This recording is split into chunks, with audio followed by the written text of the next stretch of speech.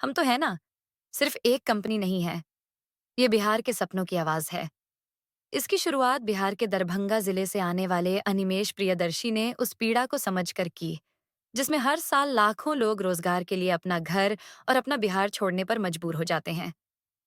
आज आपकी जो आमदनी हम तो है ना के द्वारा है या आगे होगी, वह आपके बिहार के अनिमेष प्रियदर्शी की सोच, उनके संघर्ष और उनके उस संकल्प का नतीजा है, जिसमें उन्होंने ठान लिया कि अब बिहार के लोग अपने ही घर और अपनी ही मिट्टी में रोजगार पाएंगे।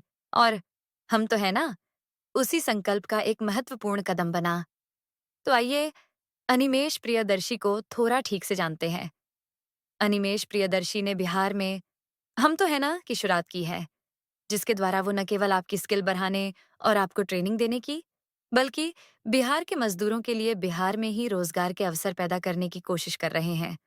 और वास्तव में अनिमेष बिहार के युवाओं, मजदूरों के लिए रोजगार के नए अवसर पैदा करने के अपने संकल्प के लिए जाने जाते हैं।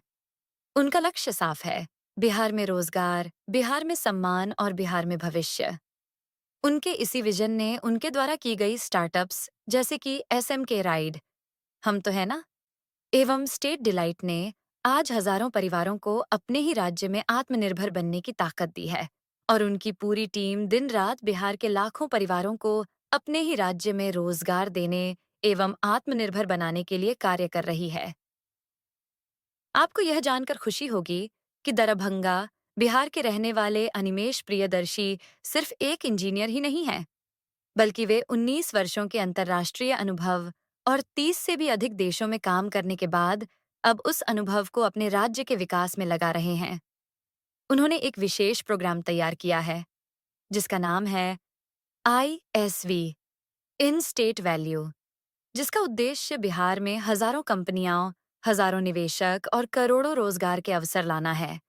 इसके लिए वे बिहार सरकार के मंत्रियों और अधिकारियों से मिलकर इस कार्यक्रम को जमीन पर उतारने की कोशिश कर रहे हैं।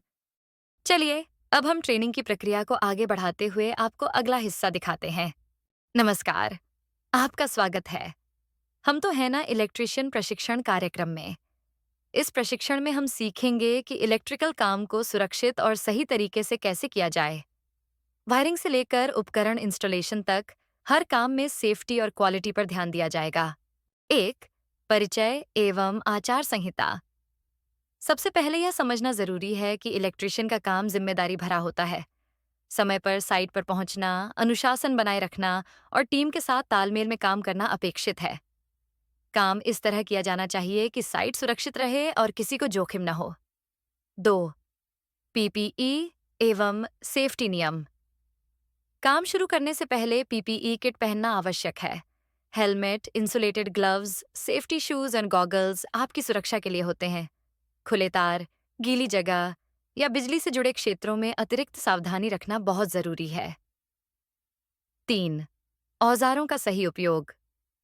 काम से पहले औजारों की जांच कर लेना चाहिए। टेस्टर से वायर की स्थिति देखने के बाद ही काम आगे बढ़ाना सुरक्षित रहता है। काम पूरा होने पर औजारों को साफ करके सुरक्षित स्थान पर रखना अच्छी कार्यप्रणाली है। 4. बेसिक इलेक्ट्रिकल समझ। करंट, वोल्टेज और लोड की सही समझ काम को सुरक्षित बनाती है।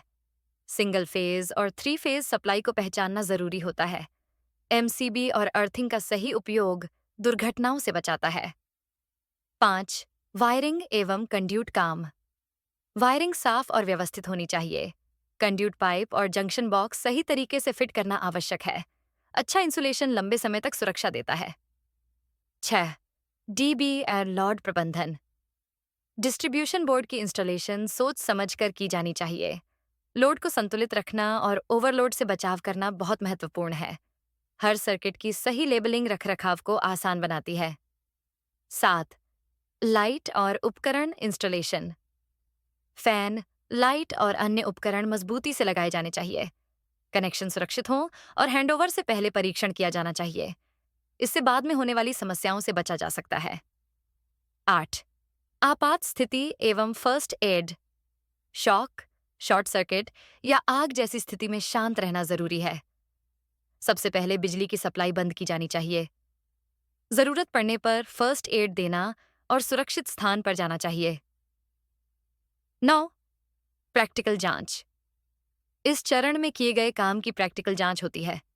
वायरिंग, स्विच सॉकेट और डिस्ट्रीब्यूशन बोर्ड को ध्यान से देखा जाता है। सेफ्टी और गुणवत्ता दोनों पर विशेष ध्यान दिया जाता है। 10. अंतिम जांच एवं रजिस्ट्रेशन। यह प्रशिक्षण का अंतिम चरण है। इसमें wiring, switch socket fitting, distribution board, औजारों का उपयोग और पीपीई की जानकारी की जांच होती है। जो इलेक्ट्रीशियन यह चरण सफलतापूर्वक पूरा करता है, उसे हम तो है ना के प्लेटफॉर्म पर रजिस्ट्रेशन प्रदान किया जाता है।